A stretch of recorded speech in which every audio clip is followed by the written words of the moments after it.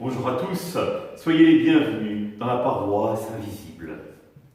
Commençons notre petite célébration en traçant sur nous le signe de la croix, car c'est Dieu qui nous rassemble au nom du Père, du Fils et du Saint-Esprit. Amen. Prenons un instant de prière pour nos frères et sœurs malades.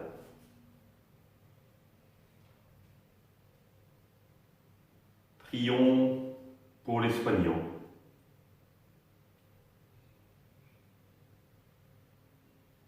Prions pour toutes les personnes qui vivent durement le confinement.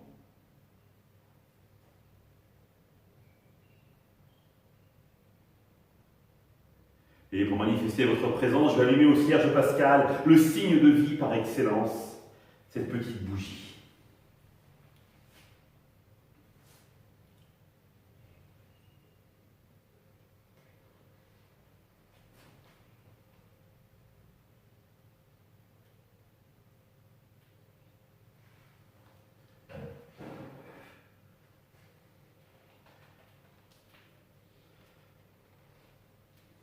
Dans l'évangile de Jean, en ce temps-là, Marie-Madeleine se tenait près du tombeau, au dehors tout en pleurs, et en pleurant, elle se pencha vers le tombeau.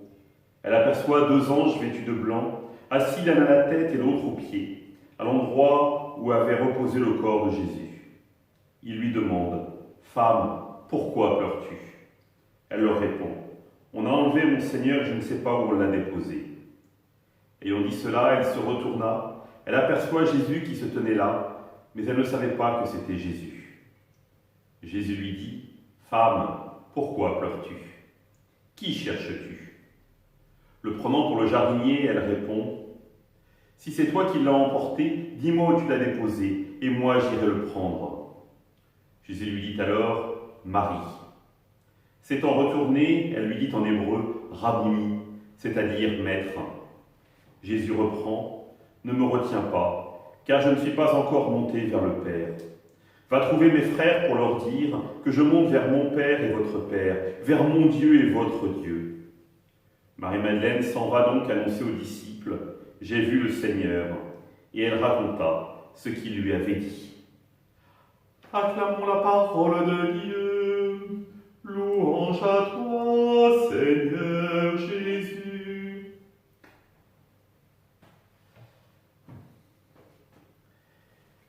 Il y a bien des années de cela, j'étais encore au séminaire et mon accompagnateur spirituel venait de perdre sa maman.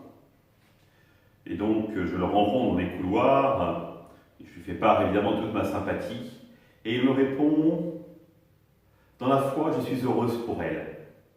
Reste pour moi à apprivoiser l'absence. » Et ces paroles m'ont amené à beaucoup réfléchir sur finalement ma relation aux gens. Quand il me dit dans la foi, je suis heureuse pour elle, extraordinaire si on y réfléchit finalement. C'est-à-dire la maman découvrait enfin celui qu'elle avait tant cherché. Elle pouvait vivre enfin de manière définitive de l'amour même. Et lui, comme fils, se réjouit de ce que vivait sa maman. Souvent, trop souvent, nous restons empêtrés dans les pleurs. C'est-à-dire nous sommes centrés sur nous-mêmes. Et c'est ce qui se passe avec Marie-Madeleine. Par 2 fois, on lui pose la question « Pourquoi pleures-tu » Elle est enfermée dans ses pleurs, dans son chagrin. Et d'ailleurs, elle a le nez dans le tombeau. Et son espérance est enfouie dans le tombeau. Et ce qui est extraordinaire, justement, c'est que 2 anges vont essayer de la dégager de cela. Lui faire une conversion,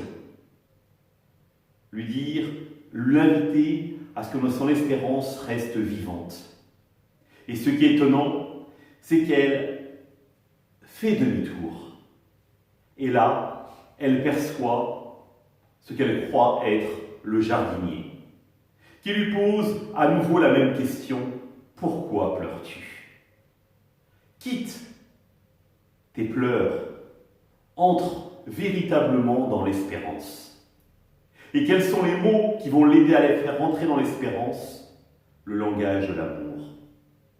Marie. Son prénom. Son prénom dit avec une intonation particulière son prénom dit avec les mots de l'amour. Et immédiatement, Marie se retourne. Étonnant si on y réfléchit bien. C'est-à-dire qu'elle ne fait pas face à Jésus, elle se retourne à nouveau pour bien signifier finalement que l'essentiel n'est pas dans la vision de Jésus, mais dans les yeux de la foi. Là où elle voulait prendre Jésus, se l'accaparer pour elle, elle réalise qu'il ne lui appartient pas. Et donc elle se détourne à nouveau. Conversion, ce sont les yeux de la foi. Heureux ceux qui croient sans avoir vu, nous disait Jésus.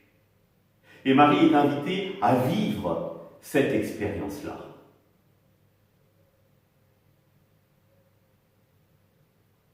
Reste pour moi à apprivoiser l'absence.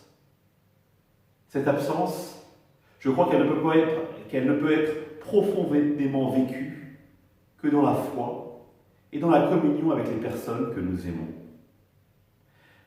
C'est-à-dire que Jésus ne nous enferme pas dans une relation duel, il nous ouvre immédiatement vers d'autres, vers ceux que nous aimons, vers ceux qui nous appellent à aimer. Ainsi, nous devenons capables d'apprivoiser cette absence, ce manque fondamental que nous avons au cœur de notre vie, de ne pas vivre encore pleinement du Christ ressuscité. Mais c'est en devenir. Et notre espérance, elle est là. Elle ne doit pas rester enfouie, enfermée dans le tombeau. Elle doit se dire en plein jour.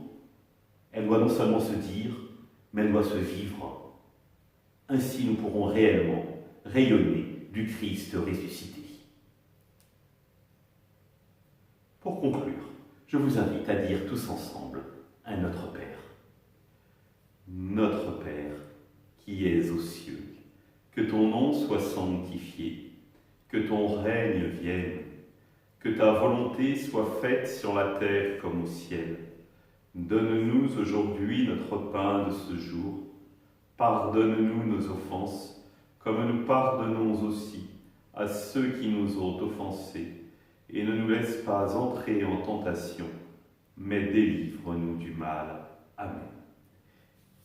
Et que le Seigneur nous bénisse, qu'il nous accompagne tout au long de notre journée, nous garde dans la paix, au nom du Père, du Fils et du Saint-Esprit. Amen. Les enfants, je vais m'adresser à vous encore ce soir pour la suite de l'histoire de Samson. J'espère que vous avez trouvé la devinette qu'il a posée, la réponse à la devinette qu'il a posée. Pour les adultes et pour les jeunes, je vous invite à vous inscrire donc sur la prière perpétuelle que propose la paroisse durant le temps pascal. N'hésitez pas à aller envoyer un mail à Gabriella à coordination.sjeg@gmail.com ou me téléphoner au 06 40 06 67 70 pour vous inscrire.